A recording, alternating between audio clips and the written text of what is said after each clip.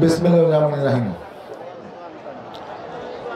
কোনাপাড়া টেঙ্গুরি এই লাল মাঠে আজকে এই আলহারা নুরানিয়া হাফিজিয়া মাদ্রাসার ওয়াজ ও দোয়া মাহফিলের সম্মানিত সভাপতি, উপস্থিত আছেন রাজনৈতিক দলের নেতৃবর্গ, ওলামা একরাম ভাইয়েরা, উপস্থিত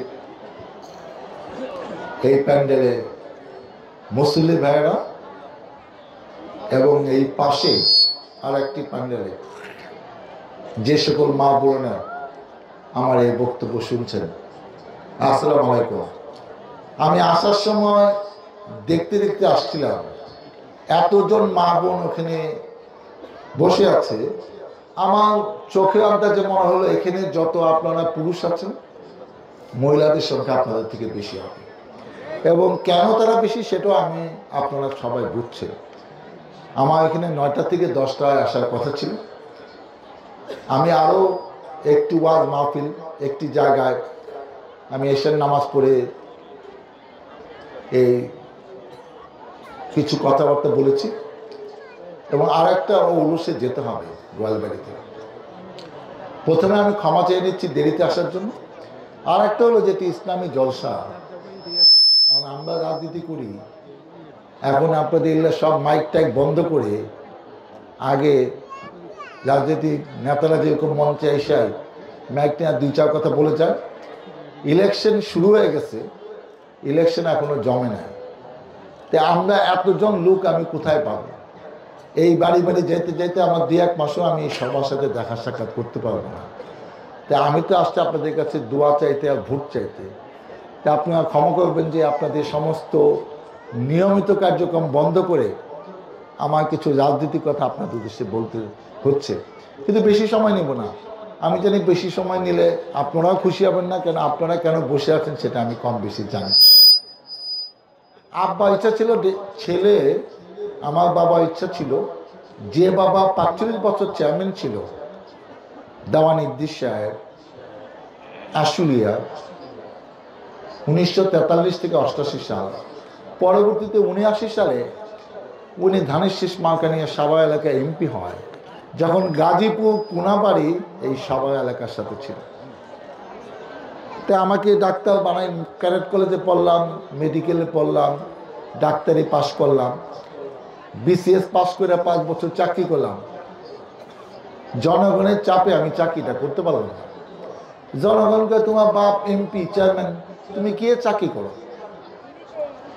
সরকারি নিয়ম হলো সরকারি চাকরি করা অবস্থায় সংসদ নির্বাচনে অংশগ্রহণ করা যায় না।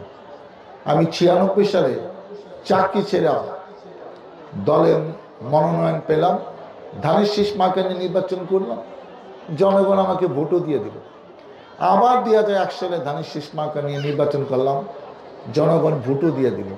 পরপর 2বার সংসদের মেয়াদ কিন্তু 5 বছর 5 বছর 10 বছর আমি এই সাভার এলাকা একবার বিরোধী দলে একবার সরকারি দলে আমি এমপি ছিলাম। এবং 2008-18 যে 2টা নির্বাচনে বিএনপি গেছিল, যে নির্বাচন কি হয়েছে আপনারা জানেন, দিনের ভোট রাতে হয়েছে। সেই নির্বাচনও আমি ধানের শীষ মার্কা নিয়ে করছি। এইবার 5মবারের মতো আবার আমাকে ধানের শীষ মার্কা দিছে। এখন দেশে একটা কঠিন অবস্থা, আশেপাশে দেশ থেকে কত হুঙ্কার টুঙ্কার দিচ্ছে। আজকে দেখেন যে কচি কচি ছাত্ররা, শ্রমিকরা, জনতা 1536 দিন আন্দোলন করে নিজের জীবন দিয়ে রক্তের বিনিময়ে এই দেশটাকে নতুন করে স্বাধীন দিয়ে দিল, নতুন গণতন্ত্র। আমরা তো এলাকায় আসতে পারি নাই, পালায়ে পালায়ে ছিলাম। আমার নামে এখনো 53টি মামলা। আমি মাত্র 3বার জেল খাটছি এই আওয়ামী লীগের সময়, 12 সালে, 13 সালে, 15 সালে। পরে তো আমাকে পাইব কি? আমরা পলায় থাকি, আমাকে কেউ পায় নাকি? পুলিশ চালাক হয়েছে, আমরা চালাক হয়েছি না? আমরাও চালাক হয়েছি। ওই মিছিল টিছিল করে আমরাও পলাইতাম, মিছিল টিছিল করে পলাইতাম। তো এই চোর পুলিশ খেলা খেলা আজকে দেখেন আল্লাহ হায়াত দিচ্ছে দিকে বেঁচে আছে। অনেকে তো রিমান্ডে নিয়ে চিটিয়ে মেরে ফেলছে, গুম করছে, খুন করছে। ওই বিএনপি তো ভাঙতে পারে নাই। আজকে 25,000 আহত হয়েছে, কারণ এক হাত নাই, দুই হাত নাই, এক পা নাই, দুই পা নাই। বাংলাদেশে কেন পৃথিবীর ইতিহাসে এই 36 দিনে এত লোক মারা যায় না, এত আহত হয় না। কারণ একটা দেশের স্বাধীনতা যুদ্ধ অনেক বছর চলে, 1 বছর, 2 বছর, 3 বছর, সেটা ব্যাপার। কিন্তু 1 মাসের মধ্যে এত লোক মারা, এটা সাধারণত পৃথিবীর ইতিহাসে খুব একটা হয়নি।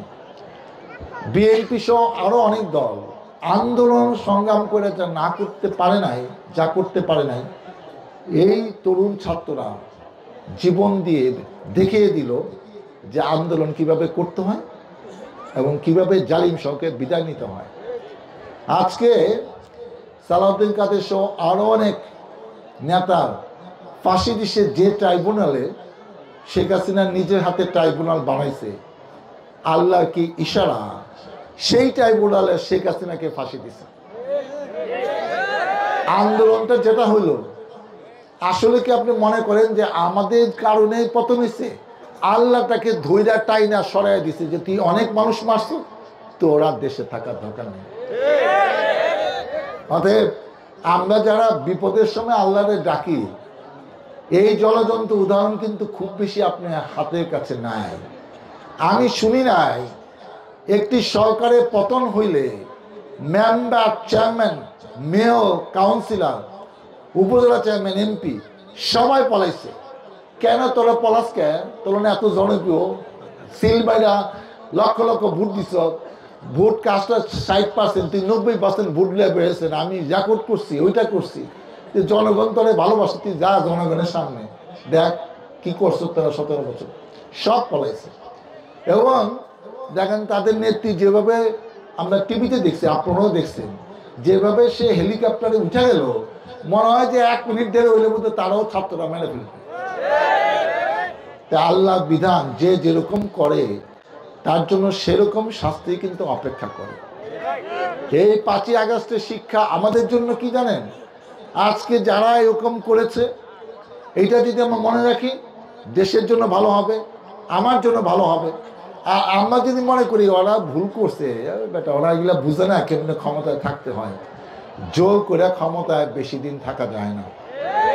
অতএব আমরা যারা রাজনীতি করি, সামনে নির্বাচনে আপনাদের ভোটে নির্বাচিত হইতে চাই, নির্বাচিত হয়ে যেন ভুলা না যায় যে 5ই আগস্টে যারা অপকর্ম করছে, বাড়াবাড়ি করছে, ক্ষমতা দেখাইছে, যারা ইচ্ছা তারে ধৈরা মামলা দিছে, পিটাইছে, জমি দখল করছে, বাড়ি দখল করছে, সারা এলাকা মানুষের ভোগান্তি দিছে, কেউ একটা বিদেশ থেকে এসে তারে ফিট দিয়ে টাকা লেগে গেছে, মাদক ব্যবসার থেকে টাকা নিছে, ফুটপাত থেকে চাঁদা বাড়ছে।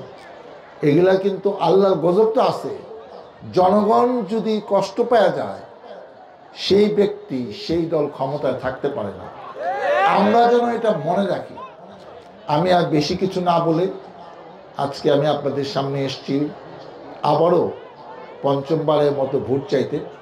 আমি আপনাদের দোয়া চাই, সহযোগিতা চাই, সমর্থন চাই এবং ধানের শীষ প্রতীকে ভোট চাই। আপনাদের ভোটে নির্বাচিত হয়ে আপনাদের পাশে, আপনাদের সাথে থেকে আপনাদের কল্যাণ, এই মাদ্রাসার কল্যাণ, মাদ্রাসাকে যেন ভালো করতে পারি এবং জনগণের যা যা সমস্যা আছে, যেটা আপনার আশা করে আছেন যে এই নেতা উসিলায় আমরা এই রাস্তাটা, এই কবরস্থানটা, এই ঈদগাহটা আমরা মাটি ভরাট করব, সেই কাজগুলো যেন করতে পারি। মহান আল্লাহ তাআলা আমাকে যেন সেই তৌফিক দেয়। আমি আপনাদের কাছে দোয়া চাই। আর যেহেতু আসছি, 2-4 জন কইতে পারে উনি তো কথাবার্তা ভালো করলো কিন্তু কিছু যে দিল না, এটা কি ঠিক হইলো? এনে ইলেকশন করবো, ওনার কি টাকা, কি 2-4 হাজার টাকাও কি দিতে পারতো না? তাই আমি ব্যক্তিগতভাবে 25,000 টাকা নগদ আপনাদের কাছে দিয়ে যাচ্ছি। নগদ টাকা কম দিলেও গুরুত্ব আছে। অতীত দিনে 50,000, 1 লাখ, 2 লাখ যারা ঘোষণা দিয়েছে তাদের আপনি খুঁজাও পান নাই। আপনি যাইতে যাইতেও 10,000 টাকা 10 দিন তারে খুঁজে আইছেন, 10,000 টাকা খরচ হয়েছে, টাকা কিন্তু এখনো পান নাই। কিন্তু টাকার দাবি ছাড়বেন না, ওরা তো আমার আইবো 10-20 বছর পরে, ভাই তুমি এই মন চাইছো, এই মন চাই না, কইছিলা তুমি 1 লাখ টাকা দিবা, টাকাটা কই?